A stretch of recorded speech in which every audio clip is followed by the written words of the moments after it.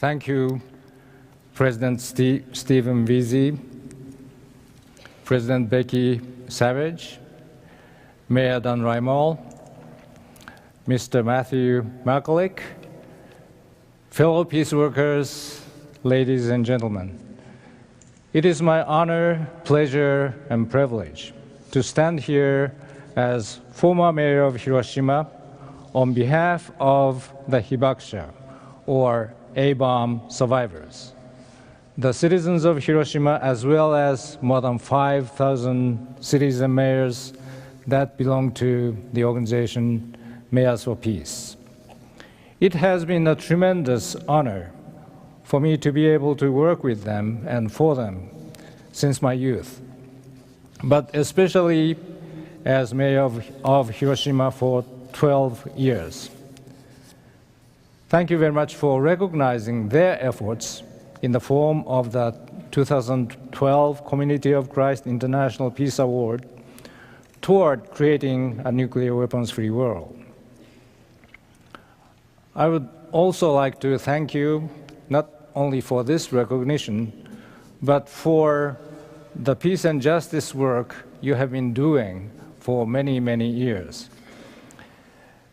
And since I came in contact with your community, I've been learning a great deal about what you have accomplished, what you aspire for, and I have been invigorated very much. And it is indeed my pleasure to start the joint work with you for many years to come, for the world and for the future of the world. And it is also my pleasure to acknowledge that the City of Independence is such a great community as well. Mayor Rymall and I had a very pleasant exchange about the importance of youth and youth exchange. And particularly, I was happy to find that Mayor Rymall was very familiar with the AFS program and the students who were involved and volunteers who worked for the program.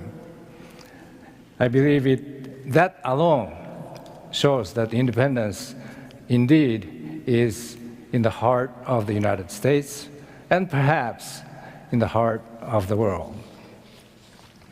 It is also my profound pleasure and pride that you have invited Ms. Emiko Okada to speak.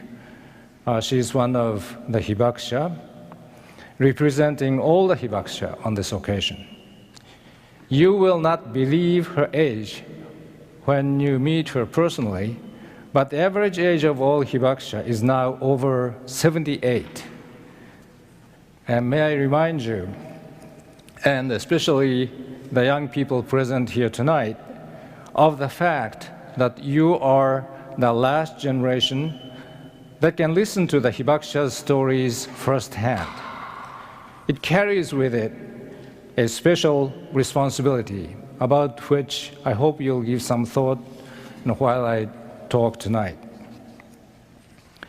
In my own case, I realized that I had a responsibility to learn from and tell about the Hibakusha while I was attending a small high school outside of Chicago as an AFS exchange student. Like most of AFS exchange students, my life year in Elmwood Park was most memorable, filled with fun, excitement, new discoveries, the typical teenage problems such as dating and school homework, and sometimes homesickness.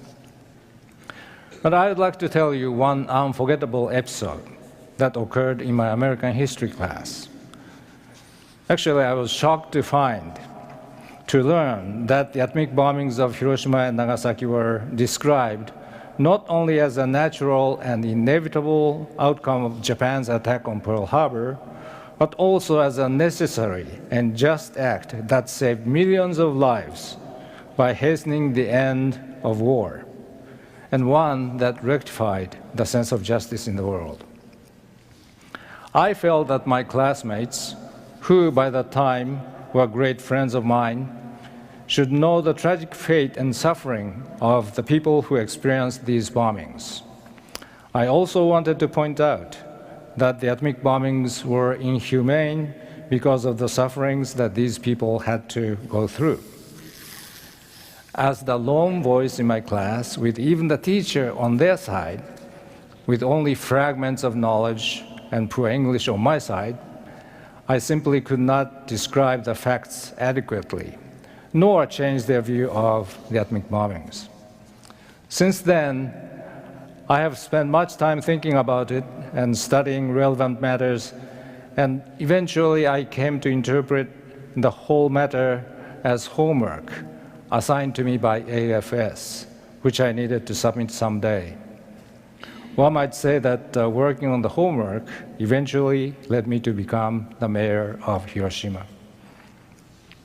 I did work on my homework, and almost 40 years later, when I delivered a lecture on the atomic bombings and the message and the mission of Hiroshima and Nagasaki as mayor of Hiroshima at DePaul University in Chicago in 2006, many of my former classmates came to listen. Their presence did make me feel that my homework assignment was almost done. I believe that these friendships and relationships across borders and through time are the essence of international peace. They demonstrate the meaning of AFS and other youth exchange programs. Please note that I did not say that I have completed my homework. Creating a nuclear weapons-free world, to me, is the final goal. The DePaul University lecture was based on my Peace Declaration of 1999, issued on August 6th of that year.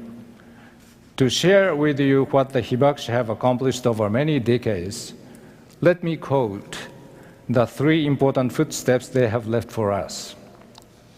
Now I quote, "The first is that they were able to transcend the infernal pain and despair that the bombings sowed and to opt for life. I want young people to remember that today's elderly Hibakusha were as young as they are when their families, their schools, and their communities were destroyed in a flash. They hovered between life and death in a corpse-strewn sea of rubble and ruin, circumstances under which none would have blamed them had they chosen death. Yet they chose life. We should never forget the will and courage that made it possible for the Hibakusha to continue to be human. Their second accomplishment is that they effectively prevented a third use of nuclear weapons. Whenever conflict and war break out, there are those who advocate nuclear weapons use. Yet the Hibakusha's will that the evil not be repeated has prevented the unleashing of this lunacy. Their determination to tell their story to the world, to argue eloquently that to use nuclear weapons is to doom the human race, and to show the use of nuclear weapons to be the ultimate evil, has brought about this result. We owe our future and our children's future to them. Their third achievement lies in their representing the new worldview as engraved on the cenotaph for the A-bomb victims and articulated in the Japanese Constitution. They have rejected the path of revenge and animosity that leads to extinction for all humankind. Instead, they have taken upon themselves not only the evil that Japan as a nation perpetrated, but also the evil of war itself. They have also chosen to put their trust in the justice and faith of all humankind in order to create a future full of hope. As peace-loving people from all over the world solemnly proclaimed at the Hague Appeal for Peace Conference this May, that's 1999, this is the path that humankind should take in the new century. we ardently applaud all of the countries and people who have written this philosophy into their constitutions and their laws. Above all else, we must possess a strong will to abolish nuclear weapons following the example set by the Hibakusha. If all the world shares this commitment, indeed, even if only the leaders of the nuclear weapons states will it so, nuclear weapons can be eliminated tomorrow. Such will is born of truth, the truth that nuclear weapons are an absolute evil that could cause humankind's extinction. That's the end of the quote. The inscription on the memorial cenotaph reads, "Please rest peacefully, for we will not repeat evil." But Hibakusha often use a simpler expression for the same purpose. That is, no one else should ever suffer as we did. The important point is that the expression "no one" literally means everyone, including those whom you would normally label as enemies. Thus, it is a message of reconciliation and not of retaliation. I would like to illustrate the meaning of reconciliation by describing a brief meeting that occurred between two important figures who are above and below the mushroom cloud on that fateful day.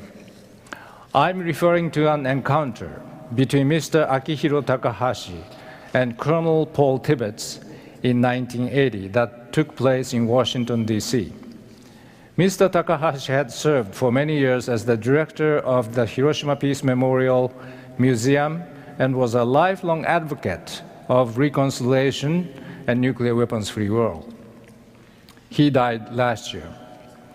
Colonel Tibbets was the pilot of the Enola Gay, which dropped the first atomic bomb on Hiroshima. He passed away some time ago.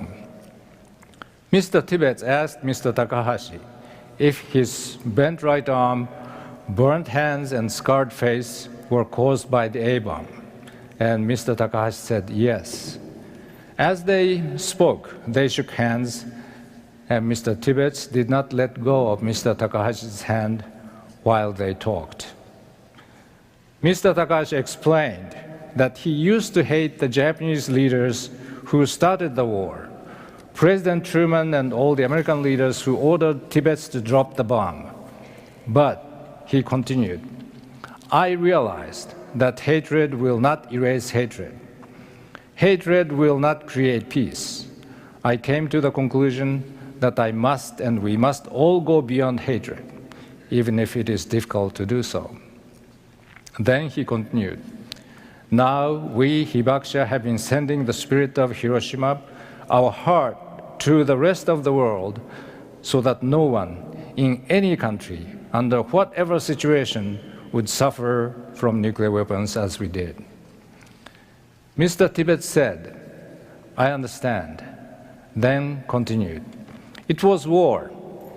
If I were given the same order, under the same circumstances, I would do it again.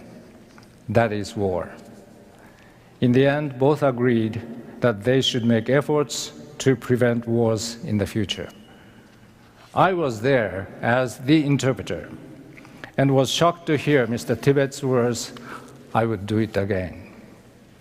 But now, as I look back, I must accept Mr. Tibbets' honesty and admire Mr. Takahashi's courage. And may I add that they showed us a form of reconciliation on which we can start building a mutual sense of trust and tolerance, which in turn will sustain peace. Mr. Takahashi made extraordinary efforts to tell his experience as a Hibakusha to young people all over the world, as well as to global dignitaries, including Pope John Paul II and the speakers of the lower houses of the G8 countries. After hearing Mr. Takahashi describing the living hell he had experienced when he was 14 and the philosophy of reconciliation to which he had dedicated his life, Speaker Nancy Pelosi of the United States praised him by saying, Mr. Takahashi, you are beautiful.